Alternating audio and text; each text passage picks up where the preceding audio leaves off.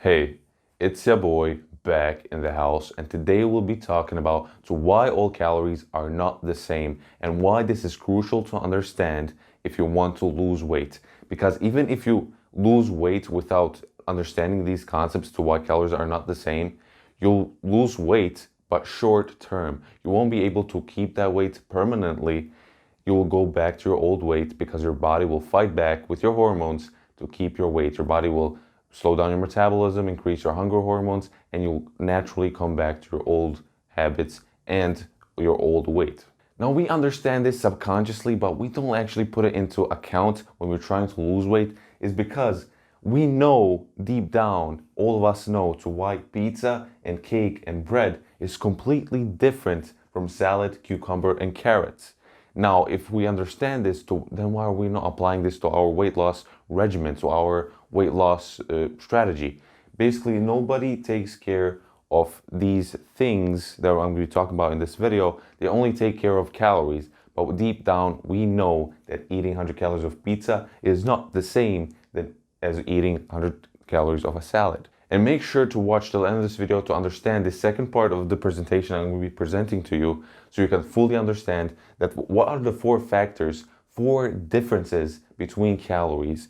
Those differences are in satiety, how those calories make you full or you can just keep on eating.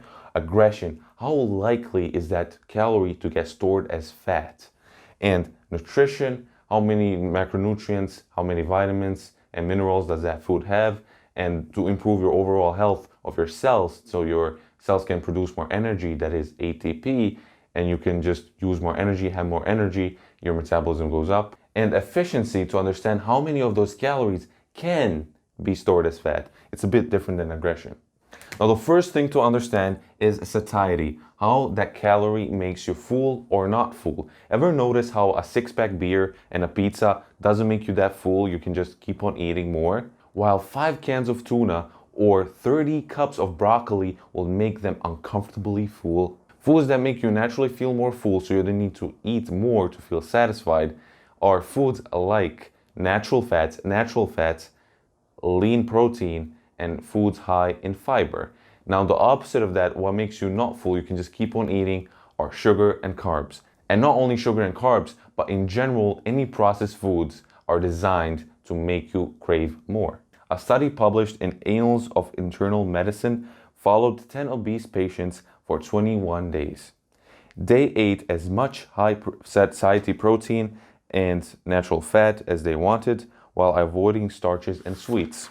They unconsciously avoided 1,000 calories per day. These participants then reported feeling as satisfied as before, even though they ate 1,000 calories less. Now, the second difference between calories is aggression. How likely are those calories to be stored as fat? What food is more likely to be stored as fat than the other? Basically, to understand this, you need to understand that our body runs on glucose. Our brain runs on glucose. Every part of our body runs on glucose. Glucose is sugar, blood sugar. Basically, we eat food, that food turns into blood sugar, into glucose, and we use that glucose for energy. Basically, we use glucose. Everything we eat turns into glucose. Basically, more glucose equals more weight gain. Less glucose equals less weight gain.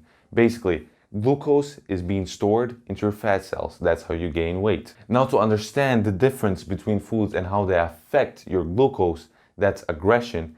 Basically, aggressive calories increase your glucose a lot, and non-aggressive calories don't increase your glucose a lot. They just spike it a little bit. So as we said, more glucose equals more weight gain, less glucose equals less weight gain. So basically, foods that you need to avoid that are more likely to be stored, that spike your glucose levels the most, are foods like pizza, cake, bread, sweets, starch, flour. All of those foods spike your glucose levels the most.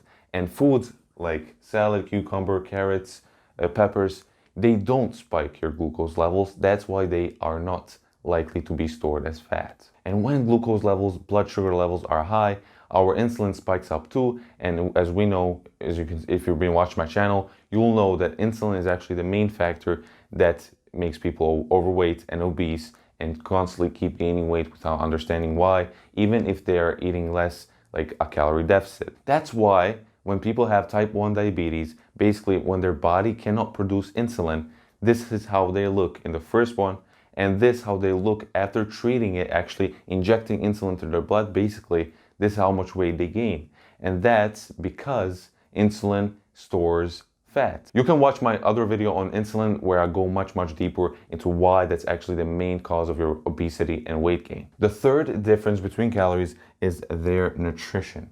Nutrition is the difference between how much that food has fiber, minerals, and vitamins. Those three things are nutrition. And basically, some foods are very low in nutrition. For example, you might need to eat 1,000 calories of pizza to get the same amount of vitamins, minerals, and fiber as you can eat in 50 grams of salad.